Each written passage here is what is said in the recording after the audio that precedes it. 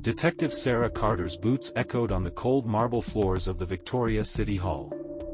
She walked briskly, her eyes scanning the ornate hallways, the grandeur of which contrasted starkly with the crime she was about to investigate.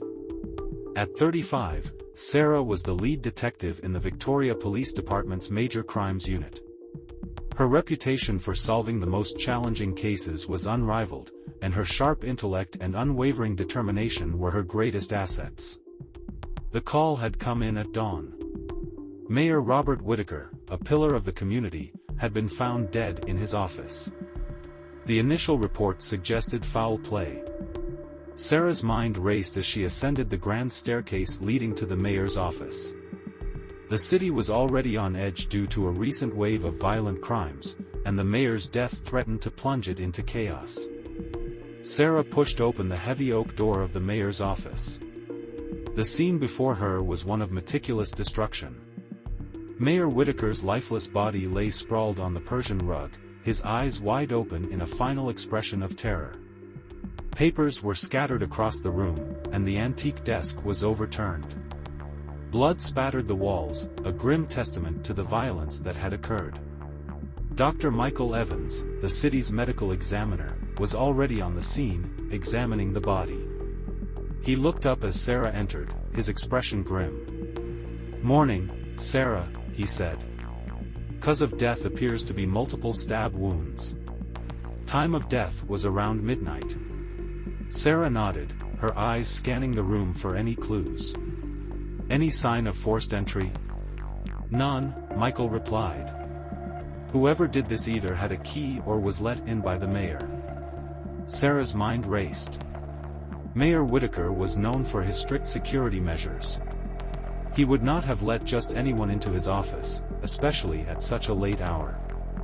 She needed to find out who had access to the mayor and why someone would want him dead. She turned to Officer Jake Thompson, a young but competent officer who had been assigned to assist her. "Jake, I want a list of everyone who had access to the mayor's office, including staff and family members. And get me the security footage for the last 24 hours. Jake nodded and hurried off to carry out her instructions.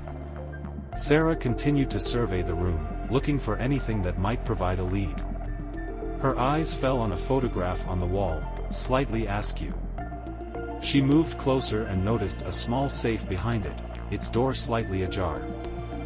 Inside the safe were several documents, one of which caught her eye. It was a letter addressed to Mayor Whittaker, threatening to expose a scandal if he did not step down from office. The signature at the bottom was illegible, but the motive was clear. Someone wanted the mayor out of the way. Sarah took the letter and placed it in an evidence bag. She needed to find out who wrote it and whether it was connected to the murder. As she turned to leave, her phone buzzed. It was Jake. "Detective Carter, you need to see this," he said, his voice tense. Sarah made her way to the security room where Jake was waiting. He played the footage from the previous night, and Sarah watched intently. The camera outside the mayor's office showed a figure entering the office around midnight. The person was dressed in black, their face obscured by a hood. "Can we enhance the image?" Sarah asked. "I've already tried," Jake replied. "The quality is too poor to make a positive identification." Sarah cursed under her breath. This was no ordinary killer. They had planned this meticulously, ensuring they would not be easily identified.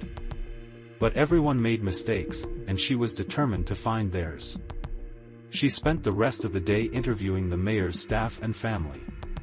Most were shocked and devastated by the news, but none seemed to have any motive for murder. The mayor's wife, Evelyn Whittaker, was particularly distraught. She described her husband as a good man who had no enemies. Sarah was beginning to feel frustrated. She was no closer to finding the killer than she had been that morning. But as she reviewed her notes that evening, something caught her eye. One of the staff members, a young intern named Lisa Morgan, had seemed particularly nervous during the interview. She had mentioned seeing someone suspicious near the mayor's office a few days before the murder but had been vague about the details. Sarah decided to pay Lisa another visit. She found the intern in her small apartment on the outskirts of the city. Lisa was visibly anxious when she opened the door, and Sarah could see the fear in her eyes. "Ms. Morgan, I need to ask you a few more questions about what you saw," Sarah said gently. Lisa nodded, her hands trembling. I don't know if it's important, but a few days ago, I saw a man lurking near the mayor's office. He looked out of place, like he didn't belong there. Can you describe him?" Sarah asked. Lisa shook her head. "I didn't get a good look at his face, but he was tall and had a distinctive scar on his left hand. I remember because it looked like a burn." Sarah's pulse quickened. This was the first solid lead she had. She thanked Lisa and hurried back to the station. She needed to find out who this man was and what his connection to the mayor might be. The next morning, Sarah received a call from Jake. He had found something in the city's database. A man matching Lisa's description, including the scar, had been arrested a few years ago for arson. His name was David Brooks, and he had recently been released from prison. Sarah dug deeper into Brooks' background. He had a history of violence and a grudge against the mayor, who had been instrumental in putting him behind bars. It was a motive, but Sarah needed more evidence. She and Jake staked out Brooks' last known address, a rundown apartment building in a seedy part of town. Hours passed with no sign of their suspect. Just as Sarah was beginning to lose hope, a figure emerged from the building. It was Brooks, and he was carrying a duffel bag. Sarah and Jake followed him at a distance, careful not to be seen. Brooks made his way to an abandoned warehouse on the outskirts of the city. Sarah signaled for backup and approached the building cautiously. Inside, they found Brooks in the middle of what appeared to be a ritualistic setup. Candles flickered around a crude altar, and various items lay scattered on the floor, including a bloody knife that matched the wounds on Mayor Whitaker. Brooks turned to face them, a manic gleam in his eyes. "You're too late, detective," he sneered.